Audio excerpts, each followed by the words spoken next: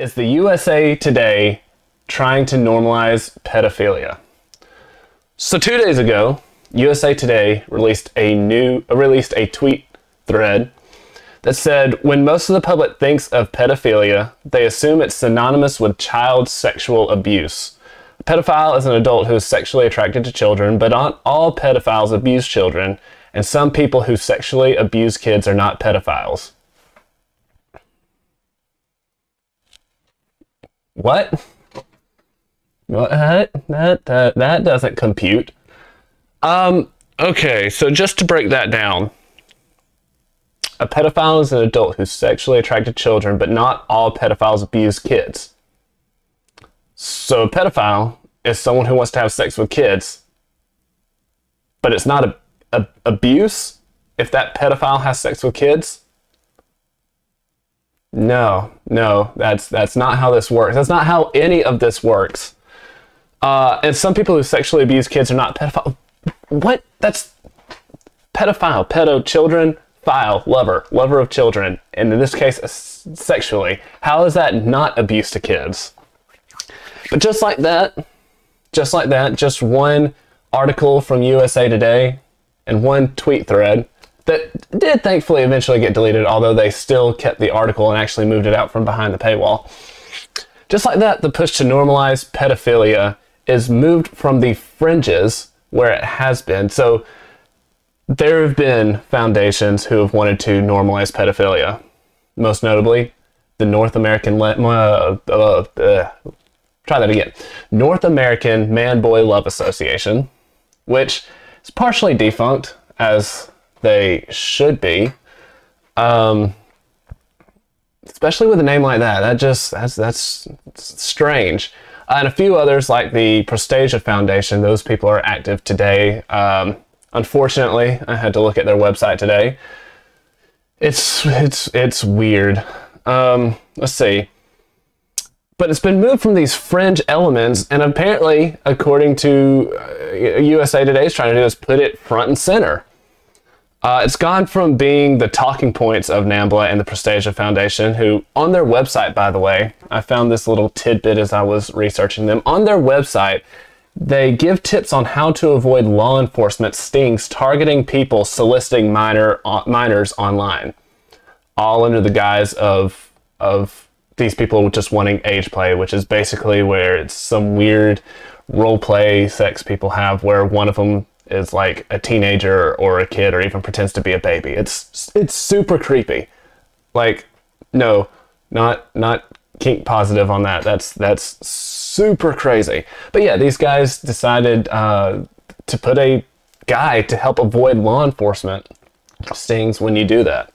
So these are people that you want to be associated with. Am I right? Am I right? Nobody? Yeah, no. But now it's being proclaimed on USA Today's Twitter profile, and it's even being defended by some big name actors, including the leading man in Marvel's Shang-Chi, and I'm going to try to pronounce his name, but of course it is Oriental, so it's Simu Liu. Hopefully I said that right. If not, I don't care, because he kind of defended pedophiles by saying that pedophilia is no different from being gay.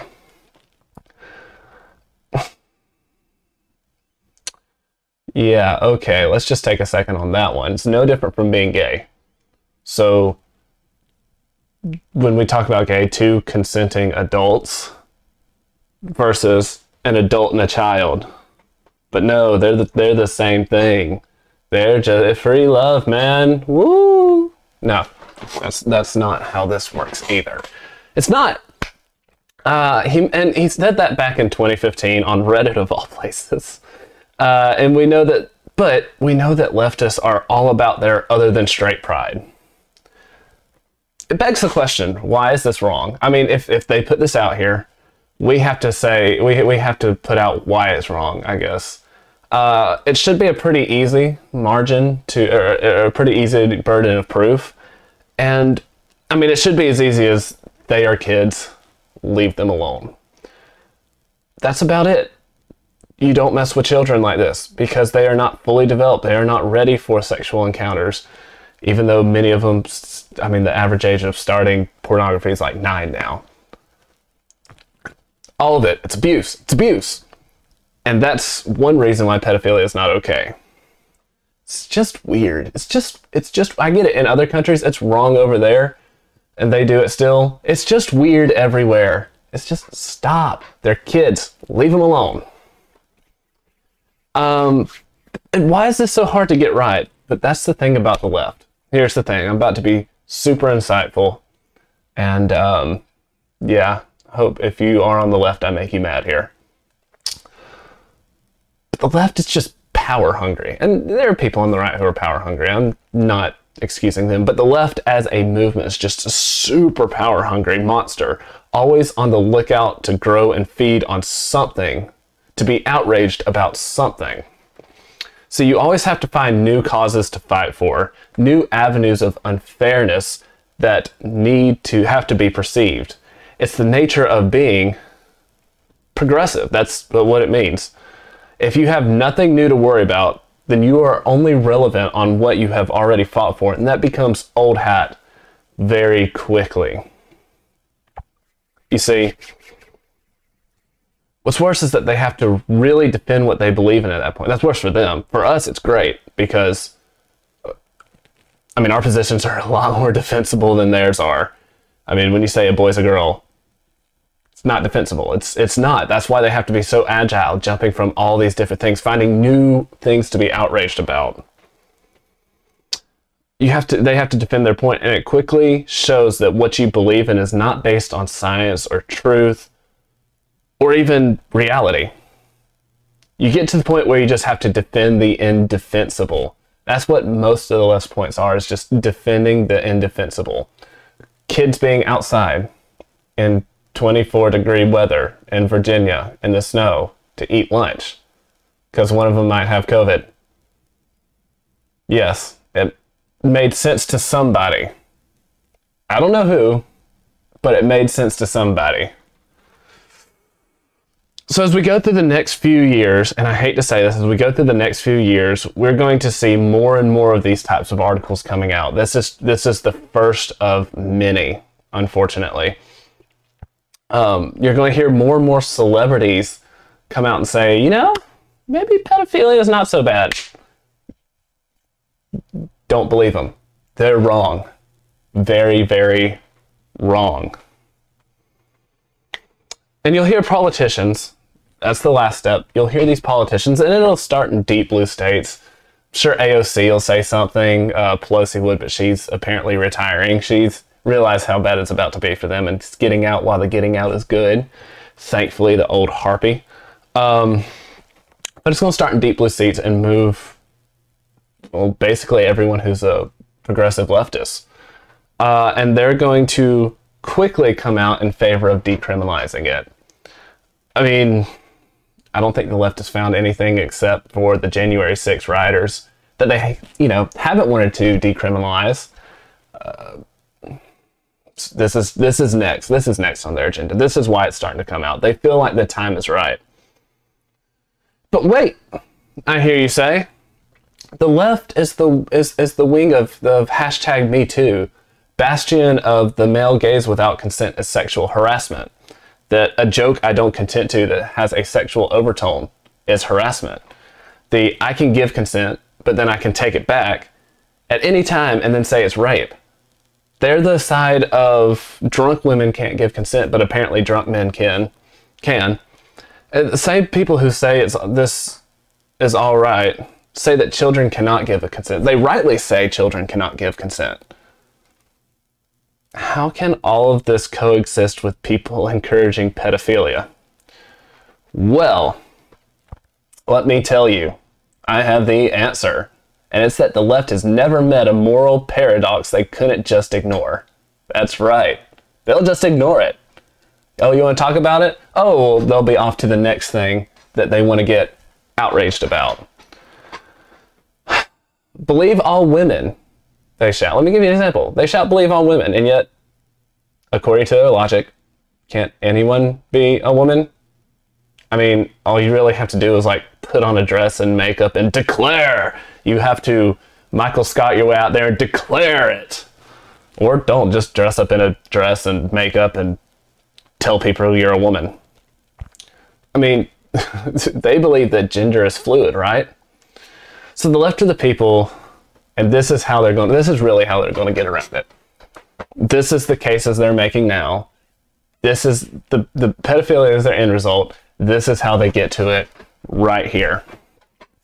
The left of the people that believe that 4-year-olds can decide if they're a boy or a girl, whether or not they have, what kind of plumbing they have. The left of the people who believe a 13-year-old is old enough to decide whether or not to get an abortion and end a baby's life. And to do it with no parental oversight, notification. They can even, in some places, California, not even pay the parent's insurance and not tell the parent even then. The left believes in taking children to gay bars in a field trip, what happened right here in Florida, and if I'm not mistaken, Brevard County, and having sex ed in the 2nd grade. I'm not making this up. Do you really think that with the left's push for sexual perversion in every kind, that they will let such a mushy concept as consent stop them from letting pedos feel good? Because that's their whole thing, right? Everybody just has to feel good. Nothing's wrong. So what if that kid can't consent? Go have at it. What's going to let them stop? What's going to stop them? Really? What morality is going to stop them? It's not. There's no morality. And if you believe there are, then I have oceanfront property in Kansas that I would like to sell you. I promise I have a great deal on it. So the push for sexual perversion will bow to the good. I have blow in my notes for some reason. Will bow to the good of no God, no man, or no child. And to top it off, the after effects of rampant pedophilia actually cut in the leftist favor. So they get it both ways. They get to have their cake and eat it too. How so? Well, we've talked about how the leftists love to completely destroy a child's identity before they can develop one. Because then they can rebuild them however they want, either through the schools pushing very left-wing propaganda, or the fact that people in that situation generally run to the left anyway. I mean, if you had something this bad happen to you, I can't say that I would blame them wanting to go to the side where reality can be anything you want it to be. Because of course they're feeling guilt, they're feeling shame, they're asking themselves, is it my fault? It's not. We're trying to tell you it's not, but it's easier to run to that side where reality is malleable and, you know, there's no consequences, because as you grow out of it, it's just the way it goes, unfortunately. And that's one thing on the right that we need to change, is our messaging to people. See, I don't want to see where this goes. I don't want to see the millions of little boys and girls, already an epidemic of them, of this happening. But even more so if this becomes mainstreams, grow up abused, untrusting, and feeling guilty and shameful. I mean, all it's going to do is lead to a cycle of depression or worse. Hopefully not worse. Hopefully they can find good help that'll bring them back to a moral grounding in reality. But this is where the yellow brick road goes. This is where pedophilia and the push to normalize it will lead. And if you care about today's kids, if you care about tomorrow's kids, if you care about, your grandkids, this is why we have to step up and say this will never be okay.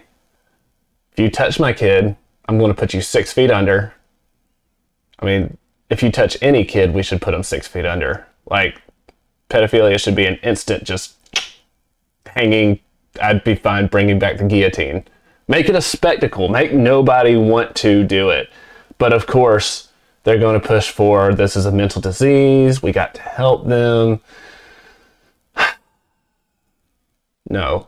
Make the punishment for the crime so bad that no one's going to want to attempt it.